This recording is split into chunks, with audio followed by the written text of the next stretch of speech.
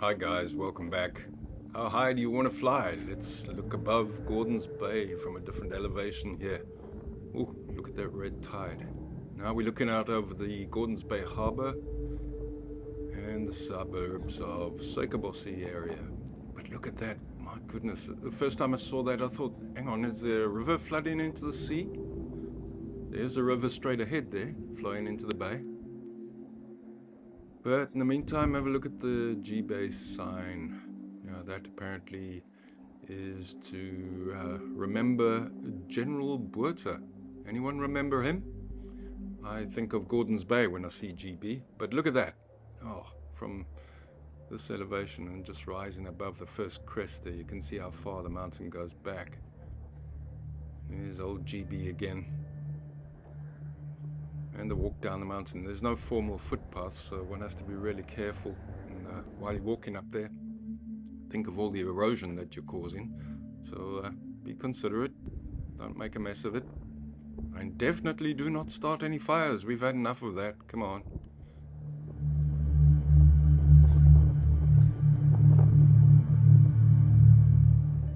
That is really not an easy climb, let me assure you from experience. I can say you need a very certain level of fitness to be able to get up there, and going around that spur, around the mountain to the right, is even more difficult, because again there's no formal footpath there at all. At one time I believed that the Navy used to maintain and regularly paint that. I don't know how they get the paint up there, because obviously they don't maintain or create a footpath.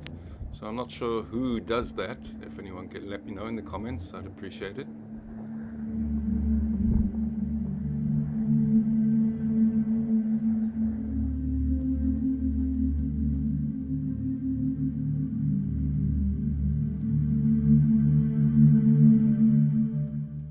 Yeah, of course, that's Bikini Beach, and famous for the point break to the right there. A lovely little surf spot.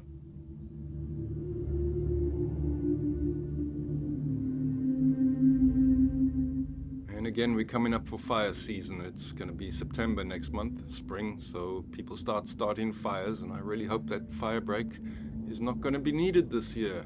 People, please be careful up there. Do not smoke on the mountain.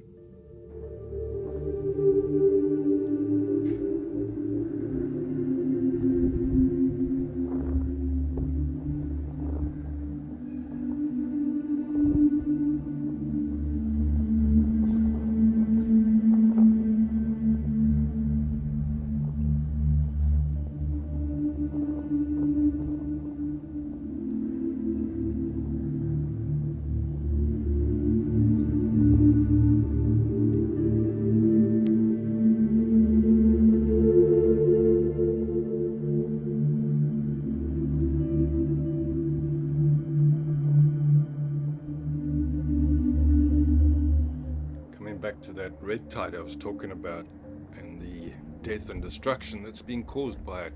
So who's to blame? What human activities cause such damage?